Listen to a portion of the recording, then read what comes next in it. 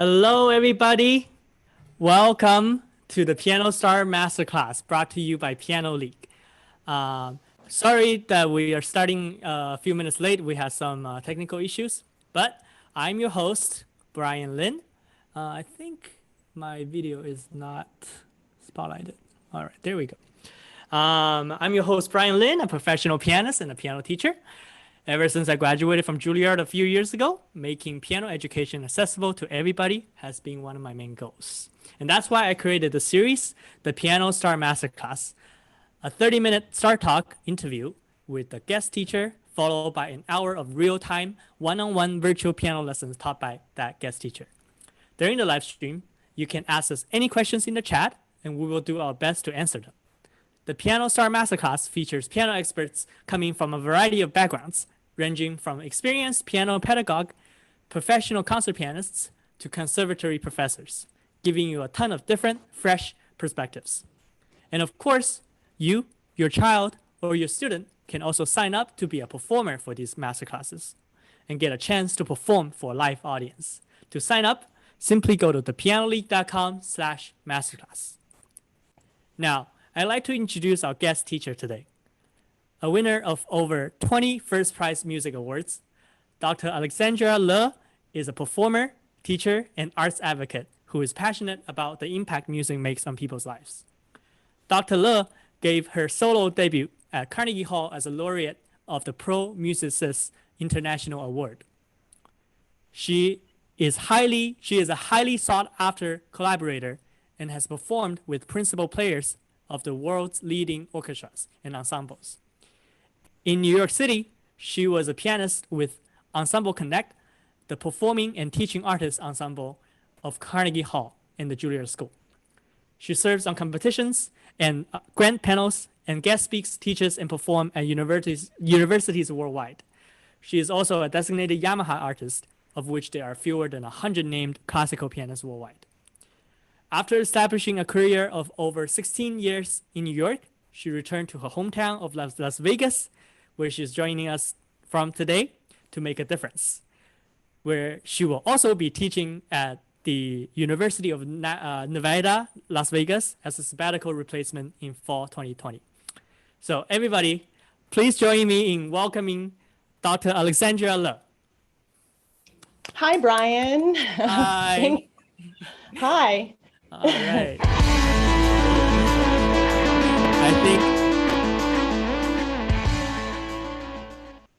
I think, yeah, we're having a little bit of delays on everything today. That is fine. And Las Vegas is really windy, unusually windy right now. So my internet connection might be in and out a little bit, but it's really nice to be here. And I'm really happy to talk about my topic with you. And I like that you're pronouncing my last name in a Chinese way. Most of my students just call me Lee, Dr. Lee. So. Dr. Lee, I see. But yeah. Do you have a preference? I could always change. Lee is easiest, except of course my last name is just with one E. Of course, right. You know, just make life easy. Sure. All right. So, of course, my first question naturally for you was going to be why this topic, right? So, for those of you who don't know, our teachers actually get to pick whatever they want to talk about for these Piano Star Masterclasses. So I was wondering, why do you think, why was this topic so important to you? Oh, I'm choosing to talk about musicality because it is extremely important to me. It's what makes music come alive. It's about expressing the intention behind the music. And, you know, I think if someone waits too long to think about musicality and how to express themselves and what actually makes something musical, then they might not find the emotion behind it, or they may not even understand how they're emoting it. So Brian, I mean, when you were younger, did you ever play through a piece and it was fantastic? Like you're like, wow, like that was so great. And then you tried it again 5 minutes later and it just didn't feel the same for some reason? Not just 5 minutes later, sometimes, 5 years, 5 years later, 5 years later. Still don't feel great.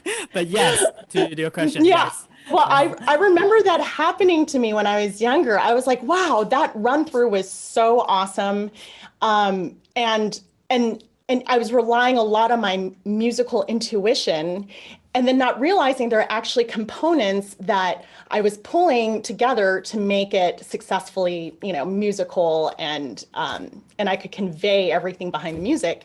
So this whole talk is about what those ingredients are in the music and what makes up musicality. And we learn about those ingredients so we can manipulate them, so we can get the desired effect of musicianship and musicality. So really, at the end of the day, for me, it's what makes playing piano interesting.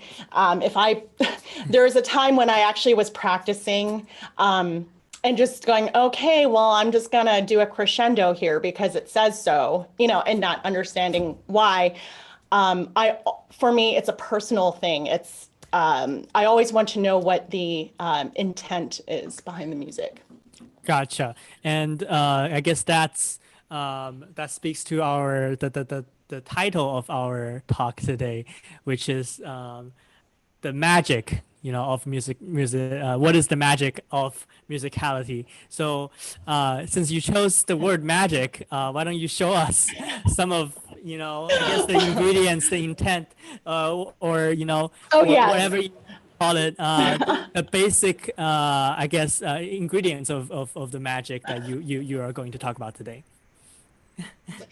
It's really funny when I named the title, I was like, wait, I don't actually do any magic. I cook, I do everything else. Like I'd rather talk about ingredients. But what I'm going to have for you is I'm going to share. I don't know if you can see that. You see that, right? Yeah, I see that. The magic musicality. So there are different ingredients, and it's really important. Oops, let me just play that really quick. Yeah. All right. So there's musical components. I like to break this apart for all of my students. So whether you're just starting out, this is week 2 or 3 of your piano lessons, and as you learn, as you go along in your piano lessons, music lessons, you learn more and more about these components. But the first thing, obviously, that's needed, the little guy's going to whiz it up, is the notes with the melody and harmony. I mean, that's so fundamental and basic, but it's true. It's like we need our melody, we need our harmony. Depending, if we're talking about harmony, it really matters if it's, if we're sitting on the tonic chord, a major chord for a long time. And so we'll get into that a little bit more. Like, let's see what else there is. Articulation. That's a very important musical ingredient or component. So that's the length of the note, whether you're playing it short or long, and then you can start adding, a little bit more imagination behind it. Like, is it short because I'm anxious? Things like that. Let's see. We have rhythm, which is really, it defines like a groove. Did the composer write a lot of 16th notes? Is he trying to convey, he or she trying to convey a sense of urgency? We'll see. What else do we have? Meter.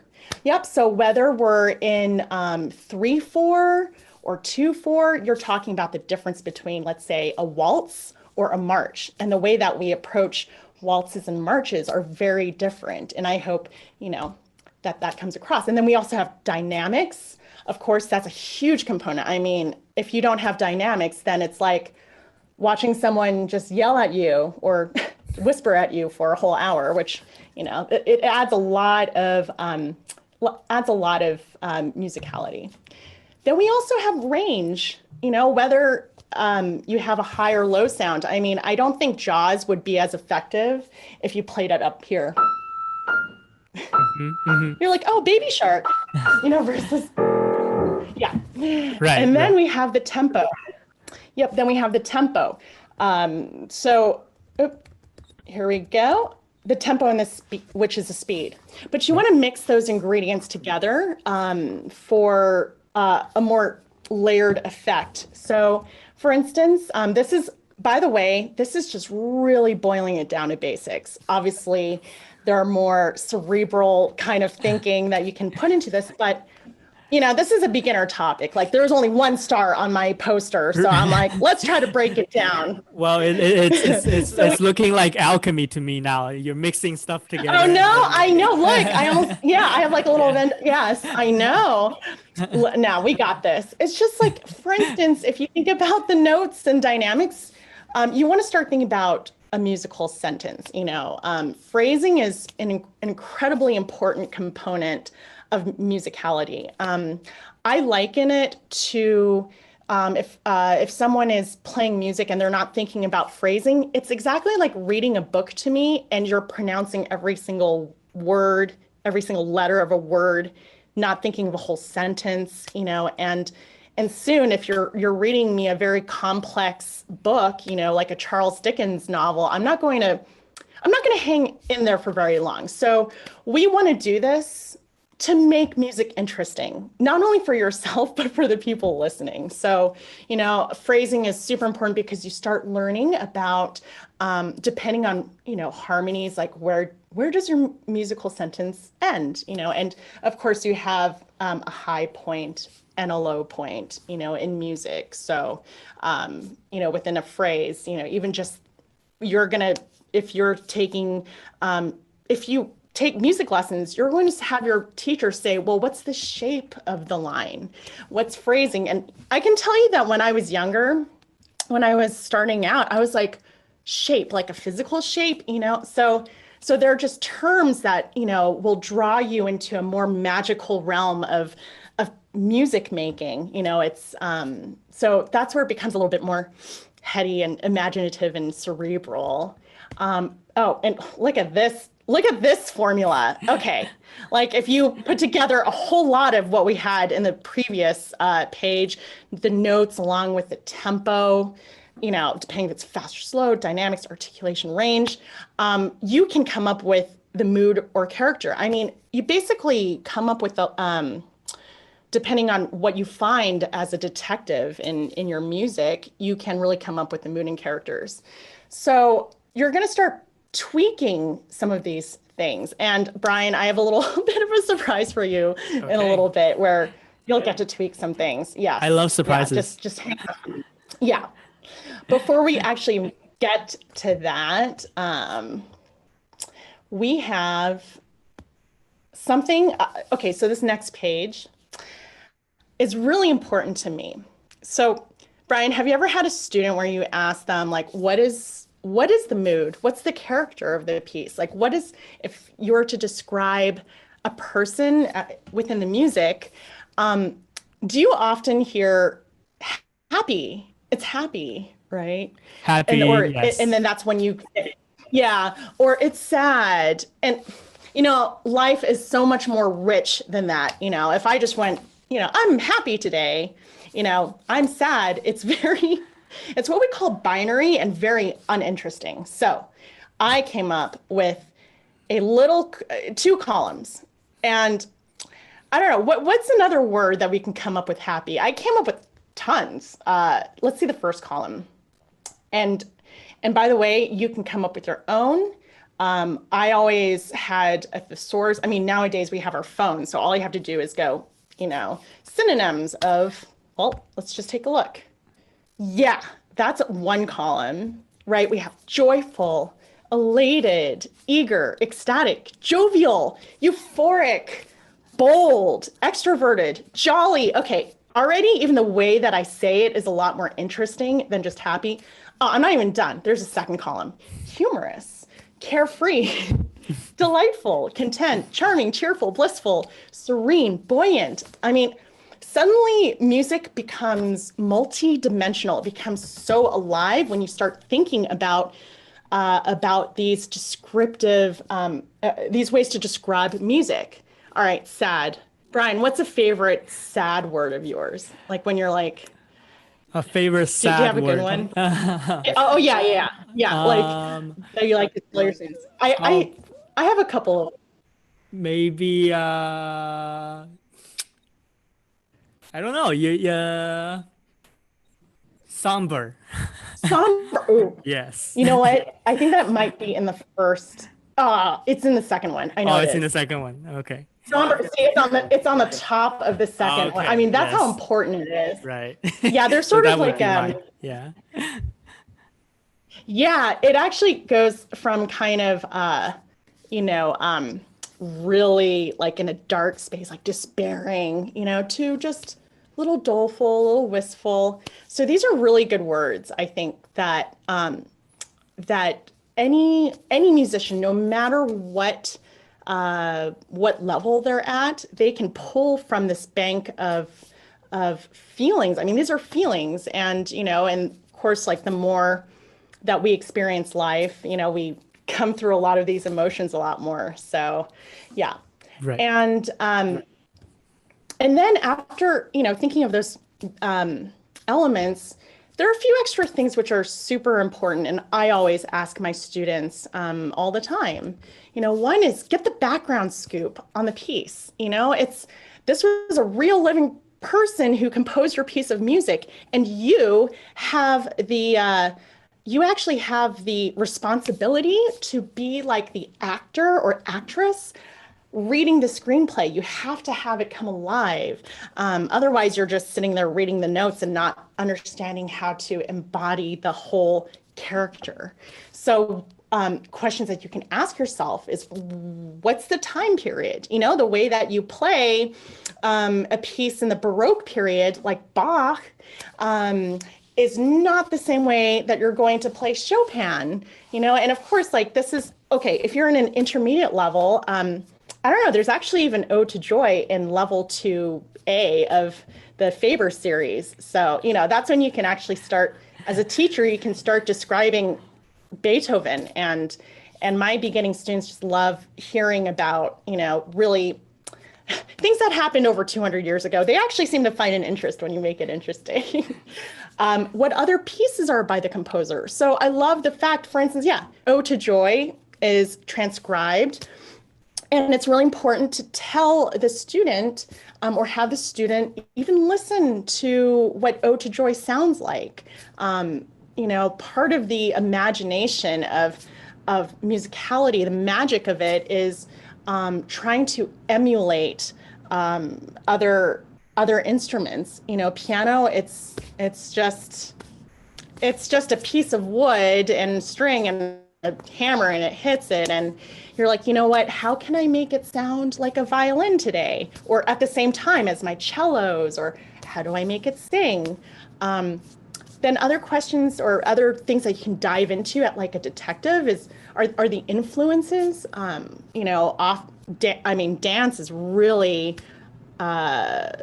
influential to music. You think about all of the reasons why composers were writing music back in the day. It was for court, for people to dance to.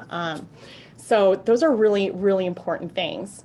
And then this is a little bit more heady and cerebral, but you have to know what you want first. You have to dream it. So, don't start playing it and think and have some and draw it out later. No, you have to answer the questions above and say, how do I sound like a stringed instrument? Or how do I sound like a vocalist? So these are just ways to make it a lot more interesting. And I know that I just threw a lot of words, and lots of colors at you guys.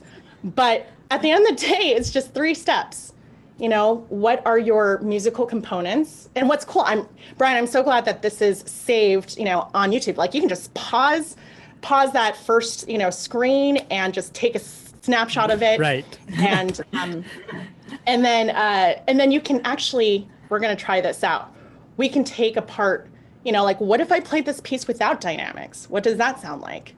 What if I played this piece at a faster tempo? How much of the musicality changes from that?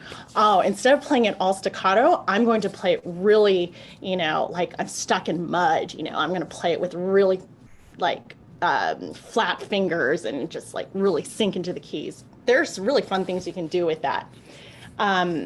then you come up with your descriptive words for your character. That's really important to me for musicality. And then you want to get the background scoop. You want to get the context. So really, those are the components. And for me, that's what makes, honestly, what makes music super fun. Mm-hmm. So wow. This is where I need your help. More fun stuff. More fun looking stuff. Oh yeah. I know we only have like 5 minutes or maybe 6 minutes left, but this is where this is gonna be awesome. I'm gonna give you the remote control. Okay.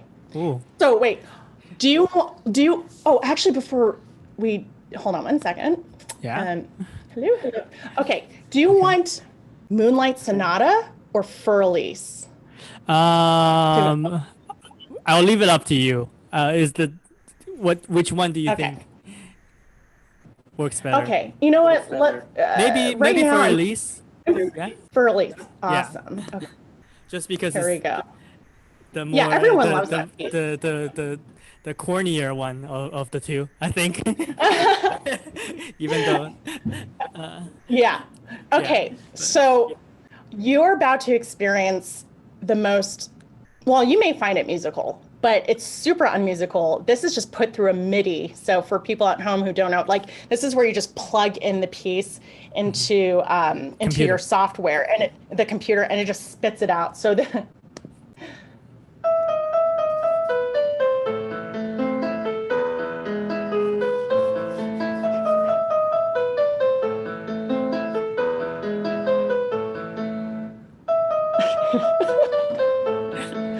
it's a little painful. I'm sorry. It sounds very familiar for some reason. It may have to do with how many kids playing I've heard. You know, that's the most tragic part. It's like, wait. So, okay, let's show these kids what can really happen with this. Hold on. This is what we're going to do. We're going to go to the wheel of musical ingredients. All right. I'm going to give you. All right, go ahead and click it. Spin that. Am I controlling your screen now? You should be able to. Oh yeah. Look, hands up. Okay. You got this. Hold on. I think you you have to click this little thing on the bottom. Okay, let me see if there is. Can you try to share your control again to me? Oh yeah. Yeah. Or maybe Or you know what? Maybe. Oh, I accidentally clicked it. That's no fun. Okay, rhythm. Hold on. I'm gonna pull up why the rhythm is important. Okay. I did see a option for me to control it, but I see it now. Maybe I can click on the next one. Yeah. Oh yeah. Okay. Well, actually, you know what? I do want you to go back here. Click it again. Okay. I really want you to do it. All right. So I need to request remote control. Okay. So do you see me requesting it? I approve it. Okay. I approved it. All right. All right. Let's see. Use my. Okay. Let's see if I'm controlling it right now. Huh. It says it's waiting. Well, I'm going to click it. Okay. It's too bad that you can't. Okay, dynamics. Okay. All right. Dynamics. This is what happened.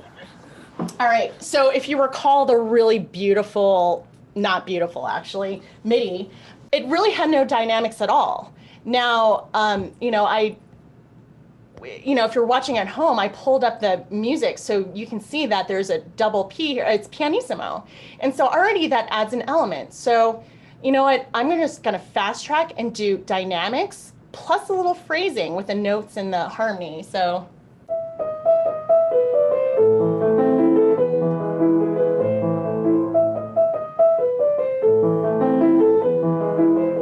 I mean, that's really soft and I'm not doing too much. But you know, there's one more thing that I do want you to click, Brian. Okay. Here we go. Here, 1, 2, 3, click. Mood and character wheel. All right.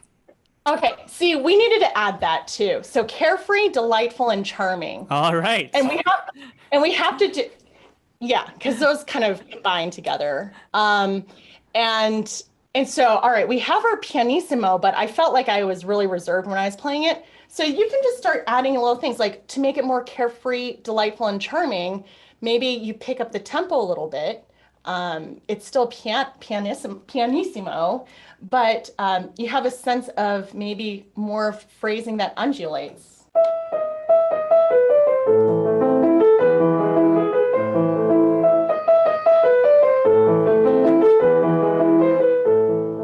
Very basic phrasing, you know. So by the way, everybody, this is wheeldecide.com. It is super fun to add into your lessons, whether you're a teacher or if you're just practicing at home and you just plug in what you want. It is super awesome. But if you said, you know, hey, like, let's see what else I'm going to focus on in my practice. Articulation. Okay, like the fact that for Elise, in this particular score, there isn't any slurring marks, but in others there are. So just, you know, keeping in mind, like, obviously, what's really important, you know, maybe like a little, oh, this is a choice moment right here. This is where you go, all right, what is my articulation going to be? You know, it's like, is it going to be sloggy? You know, so you start paying attention to those things. But I would just go back and forth if you're practicing. Obviously, practicing should be fun a little bit. Yeah, it's hard work for sure. I definitely have more moments of frustration than fun when I practice. But this is what you want to start with at the beginning, is looking at all these components. So really, that's all. So that's what we have. I mean, this is when you combine all these things together of your musical ingredients, then you're going to get and talking about your mood and character, you're going to get a fur Elise that doesn't sound like that MIDI, but you know, you start asking yourself, or you start noticing things like, oh, isn't it so cool that Beethoven actually starts on the third beat of like, whoa, what does that mean? Oh, it means that he wants to go somewhere. He's not stuck, you know, and it has this feeling of going forward. 1, 2, 3, 1, 2, 3. Then we land here. The harmony gets cool. It goes to the 5, the E major chord, back to 1, you know, the minor.